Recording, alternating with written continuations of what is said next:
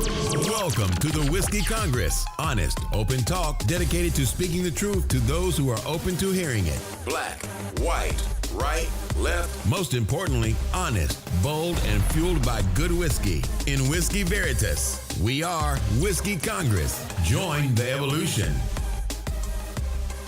Welcome once again to Whiskey Congress. Steve and I are together again in the Cleveland studio. We're drinking an Impaled Ale from Middle Ages Brewing in, where is it? From Syracuse, New York. Anyway, a beer from our buddy Dave in Philly. The Cuse. I think it's good. It's pretty good. It's very smooth. So for an IPA, it's definitely not an over-the-top IPA. It is good. I like it. I mean, it's got a lot of flavor without, it's not that punch in the face with hops that you hate. I really, and it's weird with me and the hops. There's some things that are very hoppy that I like. Other things, it feels like it leaves a film on my tongue. People say it feels like you ate a pine cone. Yeah, and that's not this at all. Actually, this has very little of a faint hint bitterness of hops. There's no bitterness. I like it. And I appreciate it. Dave always criticizes me on my beer choices, because I'm a Miller Lite Heineken guy. We've talked about this all the time, why that is. But this is a solid choice. So we did that. We also have a whiskey to talk about. Brought here by you. Go ahead. So this is the whiskey that we're drinking is it's a MacCallan. It's a 12-year. It's a double cask, and double cask means that it's been aged in. They age it in one barrel for a certain amount of time, and then they age it in another barrel for a certain amount of time.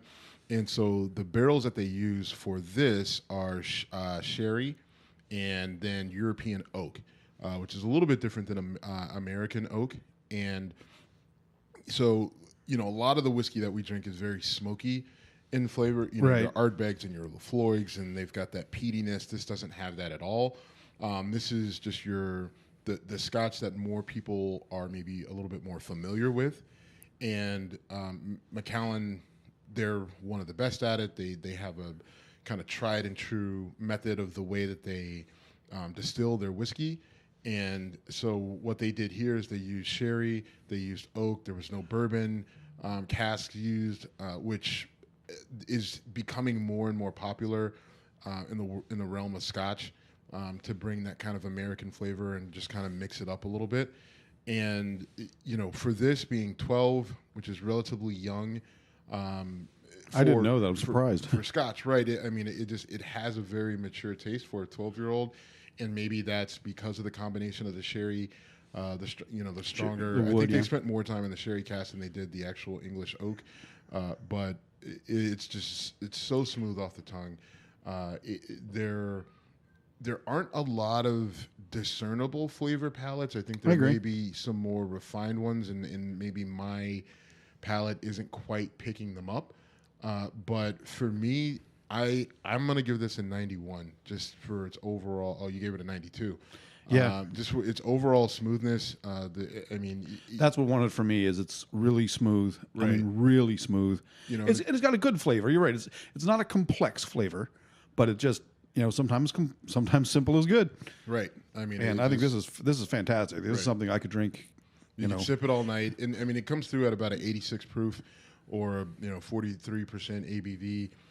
So it's a little stronger than your normal, your typical spirit, but it's not so strong that after a couple sips you stand up and you get punched in the face. Right. Where some of the stuff that I tend to like is 93, 105.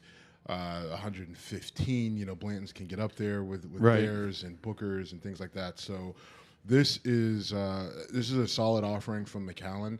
I debated between this and the 15-year, and I went with this just because the double cask intrigued me. I hadn't had it before, and so there you go. All right. Well, thank you. It's good choice. It's going all home. right. It's going home with me, by the way. Since when you stayed here and I wasn't here and you didn't drink my Blantons, I certainly can't blame you. You should trust me. I trusted you. All right, never mind. It's not about trust. No, I just want it at my disposal. Fair enough. You did buy it. So there were a couple celebrity suicides this week. Kate Spade died. I frankly didn't know anything about Kate Spade. I know she was David Spade's sister-in-law, which I didn't know until. Let me jump in here. I like fashion, but not to the point where I dress ridiculous. But I pay attention to it. I think it's important, especially when you travel to some of these larger cities, whether it's Chicago or New York or Los Angeles or what have you. I think it's important to be aware of fashion so that you're not completely, thrown off when you see something different than what you would normally see coming from the Midwest, coming from Cleveland, or when you see someone here that has stepped their game up, so to speak, you can process it a little bit better, and I think that's important. So I'm somewhat familiar with Kate Spade. She was a women's fashion designer. She, purses, clothes, things like that. And she was her design really brought a style aspect that may have been missing from professional women's style clothing that wasn't there before. And then she, from all accounts, had a great personality. She was a very attractive woman, always had a smile. She was very philanthropic, and she had a great kind of aura around her that makes this all the more kind of surprising.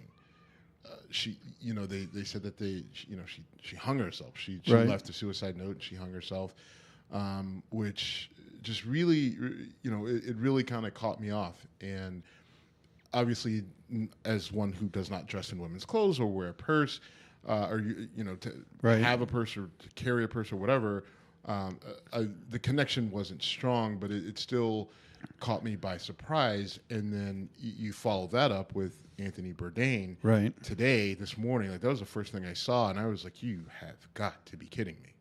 I was shocked. I saw your thing on Facebook. I was shocked how big of a fan of his and how much you credited him with influencing your food interest. Absolutely. I mean, no reservations. Man, I don't remember when that started. I feel like it might have been in college, but maybe I was in law school. But either way, when I started watching it, it just really opened my eyes, right? Because I'm watching this guy. He's got tattoos. He's a little rough around the edges, but he just had a way of speaking with, as I said, when I wrote it, is that he had an intellect that was kind of built around his experiences, but he felt like a person that you could talk to and you can engage with. He was a smartass. He was opinionated, and he had a strong personality. He was very flawed, but he was open about being flawed. And everywhere he went, he just wanted to connect with people, no matter who they were, whether they were black, white, brown, communist, whatever. Right. He didn't care. He went anywhere and everywhere. And everywhere he went, he had a friend. Everywhere he went, we're going to connect with my friend who's going to take us through such and such and blah, blah, blah. And he would go into people's houses who lived in huts, and he would eat their food. And that just opened my eyes to some of the different opportunities that were out there as they related to the human experience. And I just, I credit him with that, because I watched that show and it literally made me think. I was the type of guy, I was like, I got no need or want to go to Europe. Why the fuck would I want to go there, right? Like, America's the greatest country in the world, kicking ass and taking names here. Screw those other places, And then all of a sudden, I watched this man travel all over the world, all over this country, and just his experience with it, and I connected because of food, which a lot of us do, but obviously with me being a bigger guy, I like food. And he made me realize that there was more to food than burgers, ribs, pasta, pizza. And I really began to appreciate food in a different light, and how you can use it to connect to people. And I did. Like, one of the things when I was in law school that I did when I would talk to girls, that was how I would kind of initiate a conversation. I always used food, right? To talk like one one of my things I would say, hey, we'd be waiting in line, at the bar, and it's just like, all right, this is taking longer than I thought. I am hungry. Hey, what did you eat today? Did you eat anything good? And a couple times it was like, no, weirdo, leave me alone. I don't eat. But Right. then, then there were other times where it really started an engaging conversation that led to Engaging in other things. an engaging turn of events. So, yay. But Whatever do you mean? right, I don't know. But I mean, that's the power of food, and he really kind of highlighted that for me, and I appreciated it for him. So that was a hard one to take this morning, and I wasn't sure initially what happened. So I was reluctant to say, is it really a suicide? Because they said they found him unresponsive, which doesn't tell you a lot. Right. But then I found out later that he hung himself. also hung Yeah. himself, and that is hard to work around. I used to hate Anthony Bourdain because he came. Well, hold on. He came to Buffalo and he was a complete dick. He actually went to a bar that a friend of mine owns. Now my friend didn't own it at the time. But he was just, in Buffalo, we have just kind of like an attitude back and forth with like New York City and New Jersey. They consider us a cow town. We consider them. You got the little brother complex. Yeah, exactly. And let me read a quote from Anthony Bourdain. A friend of mine from Buffalo posted this today. Buffalo is a different culture. I look at Buffalo and Buffalonians as a different culture now. 10 years ago, I would have looked at them as those poor guys who live upstate. And I'm lucky enough to live in Manhattan. That's the way I would have seen it 10 years ago. Now I see it as a very distinct personality, a very distinct culture with its own architecture, its own kind of feel. It's actually a weirdly wonderful place, even in winter. I think it took me traveling around the world to get to that point. Gosh, I just butchered that, and I apologize. But that really flipped me. And that's his ability to recognize when he was wrong, or just his ability to mature. And we've kind of been on this voyage with him, and we're talking about a guy who was 60 years old, right? But he was still growing and maturing, and he had no problem letting you know that. I think that was a certain level of vulnerability that you don't see with a lot of people. And one thing in that position. One thing I admire in people, and I try to do myself. This podcast is an example of it. I try to never stop engaging in new things. I started doing stand-up comedy at 43 years of age. And Anthony Bourdain went on Joe Rogan's podcast, and I heard his story there, and that made me like him a lot, actually, when I heard that as a younger guy, he had some issues and battled back and got sober. And after a couple days hanging out with Joe Rogan, he took up jujitsu at age like 56. Yeah. And I remember Joe Rogan talking about it, like, this guy's dropped 15 pounds, and he's obviously taking that up at a later age, but he's he was impressed with how engaging he was, and he found a new thing to get passionate about and jumped right in. And that is what I don't know. I didn't know anything about Kate Spade, but Anthony Bourdain's shows and his interactions made you feel like you knew him. Yeah. And so this was a shocker for me today, because he struck me as like a lust for life kind of guy, and you never know what's going on. You don't. And I it's been around social media all day, but if you know someone that is in, that's in a tough spot, or that you're just not sure about, then, reach out to them whatever way that you can, extend a helping hand, give them a hug, pat on the back, make them laugh.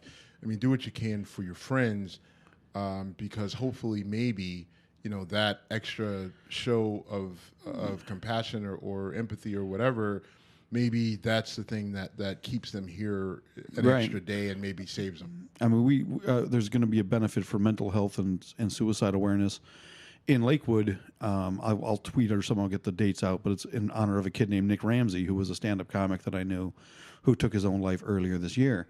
And that really hit close to home. I knew Nick. We were friends on Facebook. We'd done the same open mics a few times, but I wasn't really close with him. But a lot of my friends were like, hanging out with him on a weekly basis kind of friends. And, it really shook up the Cleveland comedy community, and we're still feeling it. So yeah, you just don't know where people's heads are. And if you're again, you're right. If you know someone, or if you are in a spot where you think you need it, take a deep breath, reach out to someone you love, things will get better. And if you're listening to this and you're in a dark spot, just keep listening to our show. Yeah, we're uplifting. Go back and listen to our old episodes. You will realize that, you know what, I could be these two assholes. Yeah, at least I'm not them. It could be worse. And all right. So there's some Supreme Court news this week, and we've been waiting to hear a long time about this. Well, there's a couple cases in front of the Supreme Court related to quote unquote gay rights and right to deny services. And this was a Colorado-based case where a baker was declined to make a cake for a gay wedding, and the Supreme Court found in his favor. Now, this would normally be like an earth-shattering story that would occupy the news cycle for 4 or 5 days, but in this world, it's Steve, until I started going through my notes for what we're going to talk about this week, I had forgotten that happened this week. Yep. It happened this week, by the way. Yeah. Not last week. Right, yeah. It feels like it was a month ago, but no, that was literally 4 days ago. Yeah. And so can you break down the case? Yeah. So what happened? You had a baker in Colorado who refused to make a cake for 2 gay men that were getting married. That's kind of the crux of the situation. Now, you're saying, how could this end up in the Supreme Court? The 2 men sued, saying that their civil rights are being violated. And civil right, you have federal and state. And so what happened in Colorado, in their, we'll call it their version of the Constitution, right? Just to keep it simple. Right, sure. Their state statutes or no. What I'm trying to say is, in Colorado, gay your sexual orientation is a protected class. Okay, that's what I'm trying to say. Ugh, spit it out, Stephen.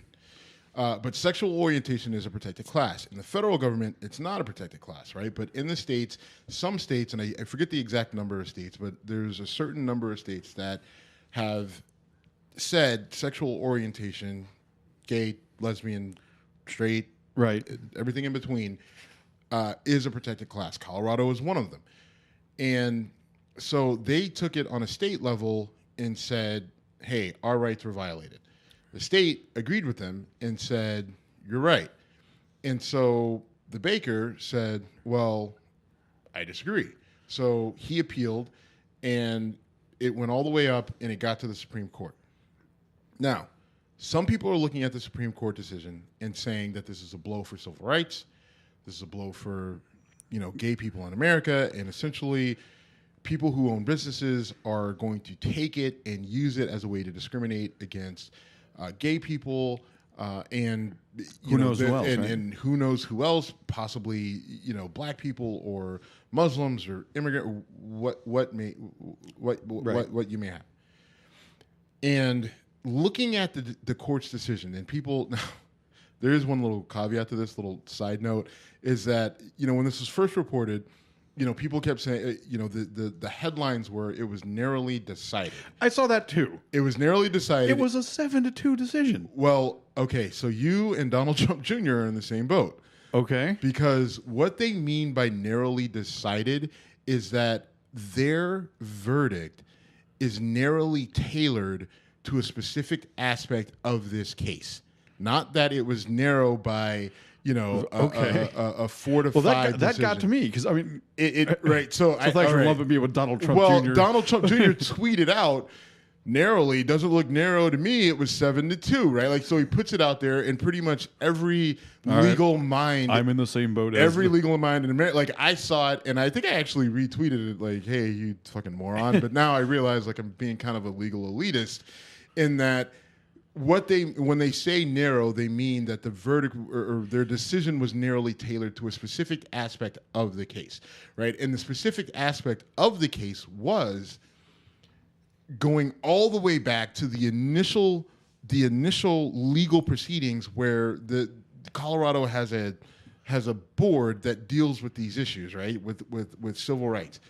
And that board, what the court is saying is, listen, we don't necessarily disagree that this baker violated their civil rights, but in that particular board, agency, bench, when they made their decision, they were hostile towards the Bakers' religious beliefs, meaning that when they were making that decision, some of the things that were put on record from the state. Oh, sorry, Mike. I just knocked the mic like a foot away from my face. But some of the things that were said by the state were obviously slanted against the Bakers' religion or against religion in general. And from a federal constitutional Supreme Court perspective, that state agency, that government agency has to be neutral when it comes to religion, right? So their findings had to have been based strictly in law, right? And not biased against the person because they had religion. Just like they couldn't be biased against the gay couple, and we don't know what their religion is. But let's say they were atheist, the state agency that made that decision couldn't have been biased against them because they were atheists. And I'm not saying that they were, right. But if they were, they couldn't say, well, you don't have a religion. I can't wait for Twitter to blow you up. You called them atheists. In fact, they were right. and like, but the state can't say they're godless, they're atheists. They don't have, they can't, right. Like they can't use that as a reason to decide against them or for them. And they can't use the fact that the baker has religious beliefs again against him or for him. So it was the way in which they handed down their decision. Now, what that means is it goes all the way back to that state agency, right? So what they have to do is form their new opinion, like without bias against religion. So they can come back with the same decision.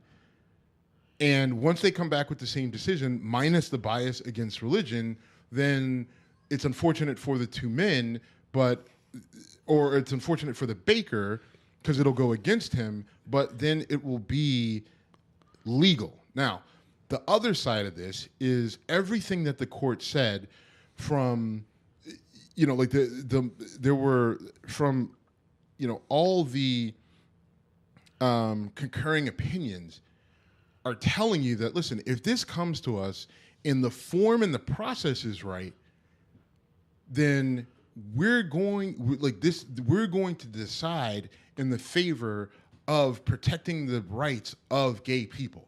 This didn't come to us with the proper form, so that has to be protected. But if it comes back to the Supreme Court, everything that they're telling us is that they're not. A lot of people are thinking that, well, the next one that comes, then that's it for civil rights, for like we're going to be back to segregation and Jim Crow. No, it's the opposite. Right, it's just everything that you read, everything that was said by Justice Kennedy and every other, just Kennedy, Stevens, all of them. Not Stevens. I'm sorry, I'm drawing a blank. But right. But everything that was said tells us that the court is going to come out on what I believe the right side of this in protecting the civil rights of gay people, of obviously minorities and everybody else. It's just that the process of this was wrong, so Okay. they have to fix that. Okay. Well, I'm glad you explained that. Now, you did sort of by default call me a moron in doing so. But, Sorry. but good, because I saw the same thing. I saw narrowly the sides, and I'm like, 5-4, what a shocker. And I said 7-2, and that's what I thought. So I'll take the and then a lot of people are looking, and a lot of people are looking at the numbers as well and saying 7-2. Oh my God, that's trust me. I don't remember the last one. I mean, we don't. Right, that was the ones we see are the controversial ones. Yes, so there's probably there's a lot another, of 9-0s and 8-1s I think out there's there. roughly 27 or 28 other cases on the docket, and of those, I think there's only 2 of actual interest to mainstream. The Missouri one is, I think, the big one, right? I think the Missouri one was the one that was like literally discriminating against him. You're gay, let's talk about that if and when it comes to the court. If they don't kick it back, or we'll talk about it then. But so that's that case. And so if we have anyone gay that's listening, or transgender, if you know someone that's worried about this, I know it doesn't seem or feel good at the moment, but I really think that from a legal perspective, this is really going to turn out the right way long term once it, if and when it gets back. But I'm sure it will. And it's just the process has only been extended. The court did not address any of the other issues in this decision. Let's just make that clear. They didn't address the actual issues that were at hand. They literally only addressed the process. Okay. And so, and based off of what was written, I firmly believe that they'll do the right thing here. You being a lawyer and me having gone through jury duty, when you see the process and how painfully meticulous it is. That's literally like saying you being a bodybuilder and me having gone through gym class.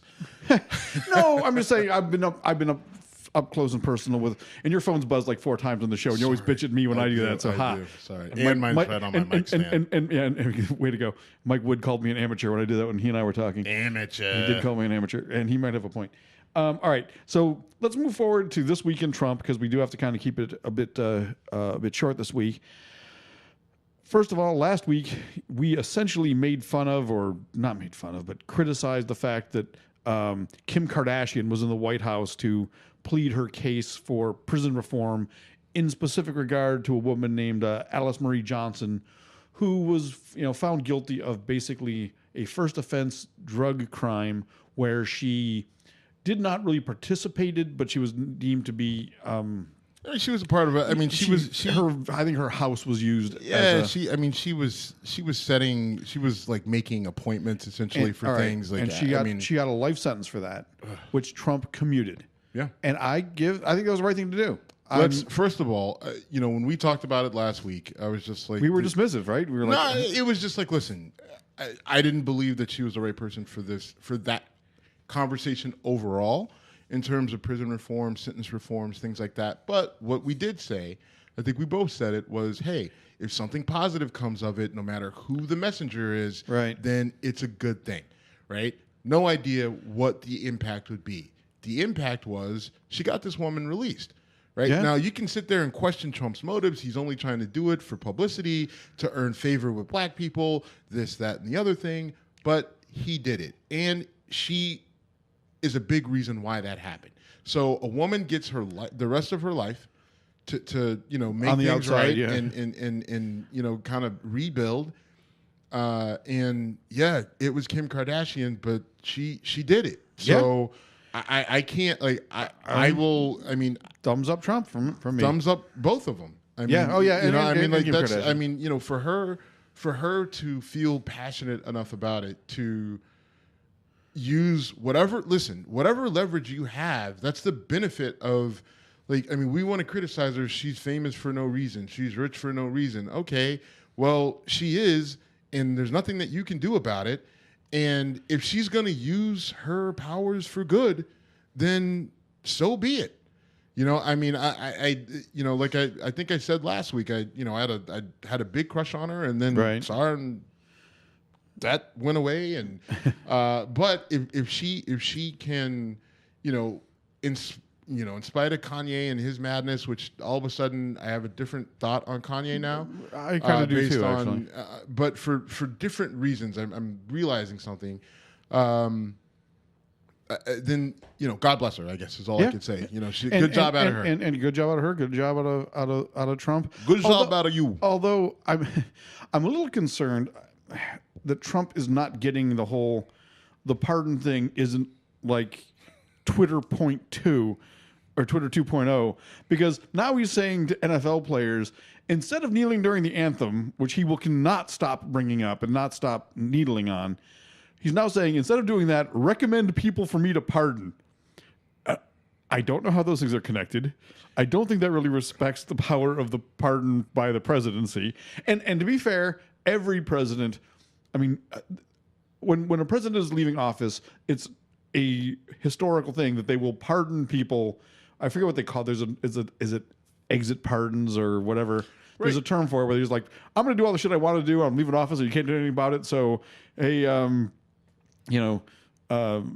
Bill Clinton pardoned his brother-in-law and I mean, Obama pardoned a number of people that had been arrested on drug charges, right. and things like that, and some of them, I don't want to, because there's a, like some of the people had additional charges that were like, oh, he had a gun, so why, blah, blah, blah. Right, whatever. Yeah. But I mean, Obama did a lot of that, and every president, most presidents have done it. I think there were a couple who maybe didn't.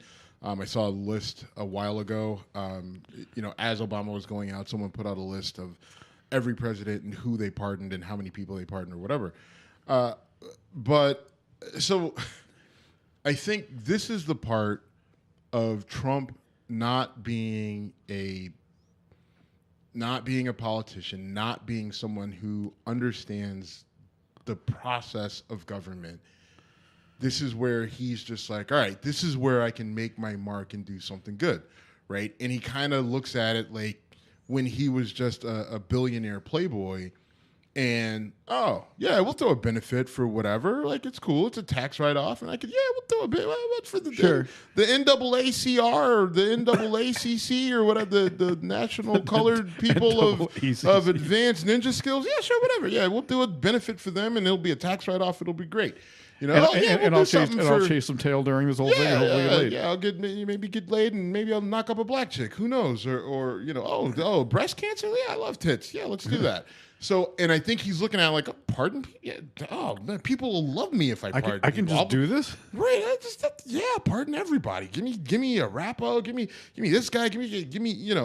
So I think that the way Trump looks at it, he looks at it through his eyes of somewhat naivety in terms of how the process works, but that doesn't necessarily mean it's a bad thing. And even if he's doing it for PR, even if he's doing it for reasons that we don't feel are the right reasons, and that necessarily doesn't matter, right? I mean, because if the end result is the right result, then I'm not sure there's a good reason to attack it, right? Because there are people I know, I have a list of people who, no matter who Trump pardons, they're going to attach a asterisk or a disclaimer saying, yeah, he's only doing this to win favor, curry with X group of people.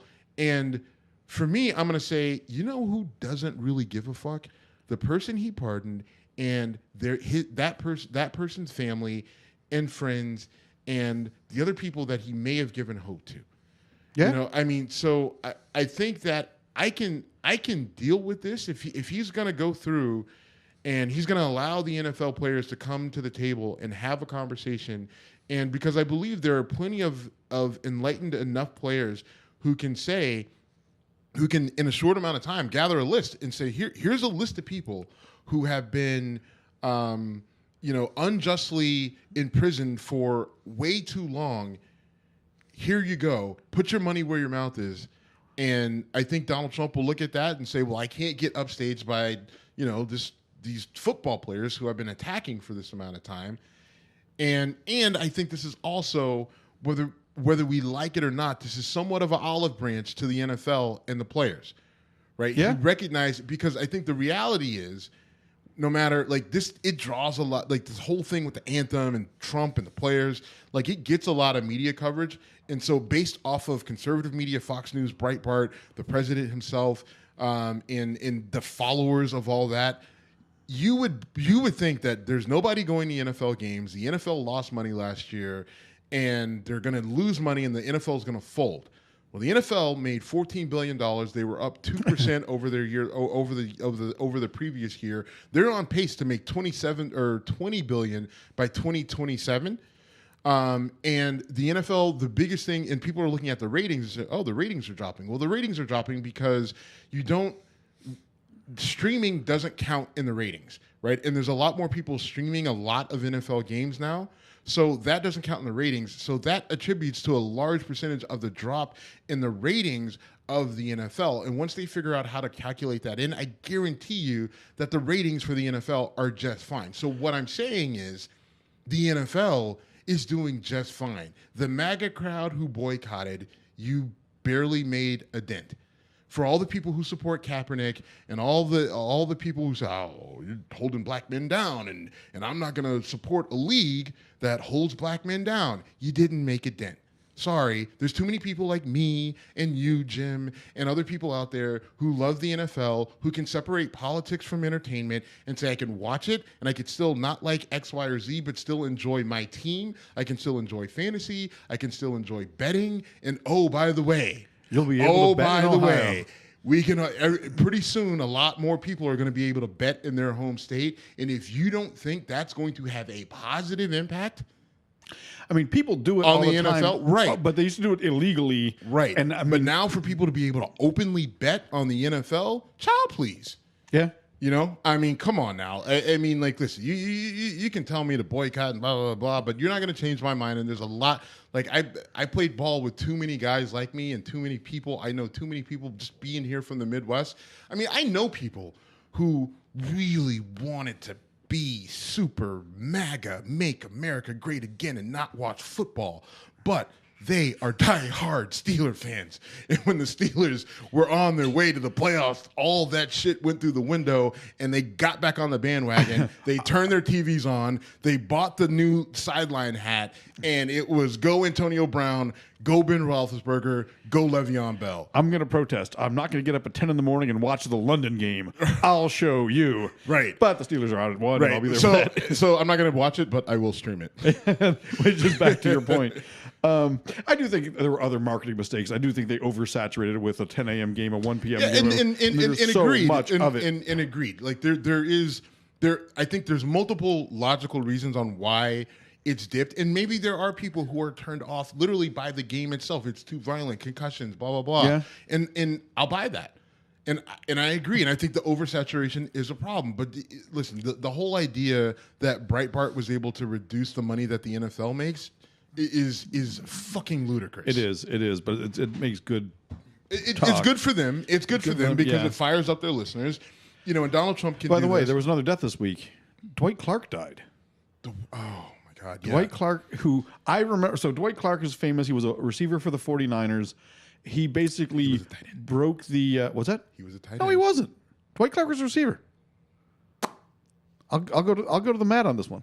All right, I'm going to keep talking. You look it up. Go ahead. He's most famous because he made what is nicknamed the catch. He caught a ball thrown by Joe Montana, and I want to say, Oh yeah, he was a receiver. yeah, he was. In your defense, I was, I think, 12 when that happened, or 14. So Wait, pump your fucking brakes. Dwight Clark was an American football wide receiver / tight end. / tight end. He wasn't that big a guy. In 1987, Okay, all right. He was listed as a wide receiver every time I saw it. he was, and All right. and I, you know why I remember him as a tight end? I don't. Because of Joe Montana football on Sega, Okay. Bill Walsh football on Sega, and I think I don't know if he was on Super Tecmo Bowl or not. Well, anyway, But on the video games, he was listed as a tight end. All right, and I always remember being listed as a player, as a receiver. Well, but think about that. And the reason why I think I'm almost positive he was He was a slot receiver before there really was a slot receiver. He was a Y receiver, and it's Bill Walsh. And I'm going to football nerd out a little bit, but in the West Coast offense, Jerry Rice was the X, John Taylor was the Z, or no, I'm sorry. But I think and then Clark was the Y. The end of Clark's career and Jerry Rice would have barely. I don't know if Taylor and Clark overlapped. They're real close. The catch happens at the end of Clark's career. He only played for like 6 or 7 years. But anyway, who was the other receiver? Golly, the name Freddie Solomon is going in my head, and that's wrong. But that's the name that's in my head. Anyway, Dwight Clark also passed away, and he made one of the most famous plays in history. He reached back, caught a Joe Montana pass after a scramble to beat the Dallas Cowboys in a time where the Cowboys were considered to be, America's team and the luckiest team in America and whatever. Sorry for derailing things. Because it's fine. But Dwight Clark has a connection here in Cleveland because he was the general manager here. Oh, I totally did not. I was I forgot that. I didn't know that. Yeah, Dwight Clark was the general manager here in Cleveland when the Browns came back. He was. I totally don't remember that. Wow. Yeah, he was, and he gets a bad rep because the team was bad and has been bad for the last 20 years since they came back. But when the team came back, Dwight Clark was the general manager, and he was handpicked by, that group, the ownership group, sure. And so Tim Couch became a Brown because of Dwight Clark. Yeah, right. And right? Is that the timeline? Was he the 99 first was I think the first year that they came back. Well, so we're going to be up against time, and I do want to talk one more Trump thing. He was the director. He was the general manager and director of football operations for the Browns from 99 to 2002. I believe he quit when the Browns hired Butch Davis. Okay. I want to jump back to Trump, though, because there's another big deal, and it's something I talked about a while ago, and that is Trump apparently has said he is going to support Cory Booker's and the federal legal ban on marijuana. I'm actually looking into something that Ohio medical marijuana is a thing that I'm hoping to go to a conference in Cleveland for next week, although I'll be back on the road. I don't know if I can swing it. Regardless of that, I have obviously talked about on the show. I'm a non-pot smoking big believer in legalization. Getting rid of the federal ban would change the game so much. When Cory Booker and Chuck Schumer put their things out there, you were pretty skeptical, especially of Chuck Schumer, but above both of them. I wasn't skeptical of Chuck Schumer. My issue was the way in which he did it. Okay, he did it on 420. You said, "Oh, it was a coincidence." I'm like, "No, fuck you." I don't think I said Schumer. it was coincidence. I said he might not have known the significance. Whatever. Anyway, but to your broader point, this is a relatively big deal. Now we'll see what sort of action follow Trump's words. He said it at a press gaggle before he got on the plane to go to the G7 summit or on once he had landed. But the fact that he's saying listen, I'll support this. This is the thing we talked about almost 2 years ago when we said at some point Trump is going to have to move closer towards the center. And I think we're at that point now where there's so much rhetoric, there's so much division that he's not going to do it through apologies. He's not going to do it through, air quotes, concessions, but he will start to commit to things and just kind of let it be, so it was said, so it was done sort of. And so he puts it out there, he floats it out there that he'll support Cory Booker's legislation. It's interesting that he's saying Booker's and not Schumer's. That's not surprising. It's not, but I mean, the question is, which is better? Yeah. Which is better for, the cannabis industry and the overall well-being of everyone overall. And so his kind of early signal that he will support this is promising. And I didn't have the time to take a look to kind of see where any cannabis companies that are publicly traded, where their stock was today, because I have to imagine that I own a few cannabis stocks. I didn't pay attention to where they're at today. It'd be interesting to see where they kind of where they were and where they ended today off of that news. How much of this could be Trump throwing another fuck you at Jeff Sessions? Because a while ago, I don't remember if I said it on the show or on a video rant that was separate from the show, where I said, hey, Trump, here's your chance. You get to tell Jeff Sessions, fuck you, and earn support and get young people to like you a lot more. This is your move. Well, I think it's all of that. I think it's him moving towards it's him moving towards the center on things that he feels that he can and not lose favor. I think the fuck you to Jeff Sessions, Sessions has clearly fallen out of favor with Trump, which we've known for over a year now. So it's a signal to Jeff, I think it's one more thing to try to push him out the door. Absolutely. But there's a lot of political value in doing this. First of all, there's a lot of political value in saying this. There's even more if there's follow through and execution.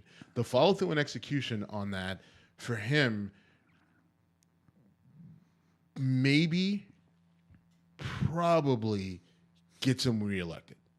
Well, what I think it does a huge thing for is helps in states where marijuana is recreationally legal, where Republican congressmen and senators have been really punched in the dick by Jeff Sessions. It gives them a, hey, this is our guy vibe going into the midterms. And right now the midterms are everything for this president. Right. And the reality is once you take away that ban, the floodgates are open, right? Right. And I mean, and good. It's so stupid that it's legal in California, but it's illegal if a federal person tries to. That's crazy. Right. And if you're a states' rights person, you should be all for this. Right. And what it does is it also allows states to go back and say, all right, if you're in jail for an extended period of time for weed, then let's get you out of jail. Let's wipe your record and let's get you reintroduced in society. Yep. So there's a lot of positive political, clout to be gained by doing this, and some of it is just playing politics, but some of it and listen, if it's all playing politics, but he follows through and executes, then I don't care. Right. I don't care. If you do the right thing for the wrong reason, I'll take that over doing the wrong thing for the right reason. Right. I think so. I don't know. I just made that up. But I mean, either way, if you're doing the right thing, I'll take it. I agree. Especially the positive impact that this can have. So getting nonviolent people out of jail is what I'm all for. Right. Let's get nonviolent people out of jail. Let's stop giving police just a reason to attack a certain group of people.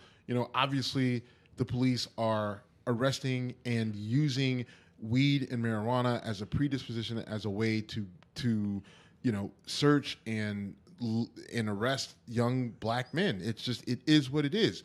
You look in these cities, Denver, in the state of Colorado, young black men are still being arrested at higher rates than anybody else for marijuana possession. How are they getting arrested in Colorado? Because there's still there's the legalization. There's right. aspects of it. There's still certain aspects of what you can and can't do on the streets. And if you want to give me, well, they shouldn't be doing that, I don't disagree. But the problem is that there's white kids doing it too, and they're not getting arrested. And the solution is not arrest more white kids. Right. It's leave just the black kids alone. Just leave everybody alone. Right. You said this in the last show that if the solution isn't do it back to the other groups. The issue is it's fucking wrong. Let's stop doing it. Leave this group of people alone. All right, man. We should wrap up now because we're up against time. Let's skip Come At Me Bro this week and let's challenge the audience. No one has chimed into me with a Come At Me Bro for you. Or me. Okay. So actually, I do have a Come At Me Bro. Okay. I have to. I don't have a good one. So all right. No, it's fine. No, if you don't have one, it's fine. I have one. Come at me. My Come At Me Bro for you is the workout that I sent you for your biceps. Oh boy. Scared the shit out of you, and that's the reason why you didn't do it. I did do it. Oh, you did? I did. Oh. So I went from 50. So the challenge was do 10 hammer curls with. I did the highest weight at the hotel gym. Which was 50-pound dumbbell. Go ahead. So I'll lay it out. So this is what it is. I said he reached out to me and said, "Hey, want to do something for the biceps? What do I do?" I said, "All right, I know you're in a hotel, so do 3 sets with the heaviest weight you can do for sets of 10. 3 sets of 10, and then on the 4th set, you do that same weight for 10 reps, and then you run the rack. Meaning, if it's 50, you do 50 for 10." And then you do 45 for 10, 40 for 10. I didn't quite do it. And then all the way down. Or if you skip where you go I went 50, 40, 30, 20, 10. Fine. That's fine. And I got through 10 sets.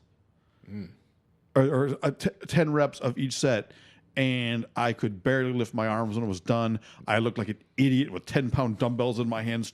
And literally, that was the same night I do a trivia contest with my coworkers. And I literally was like resting my arms.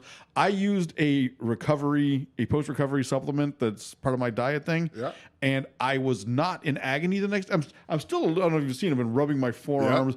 Yeah. I'm still got a little bit of lactic acid soreness in my forearms and biceps, but it was not as agonizing as I was sure it was going to be an hour after the workout because my arms were jello.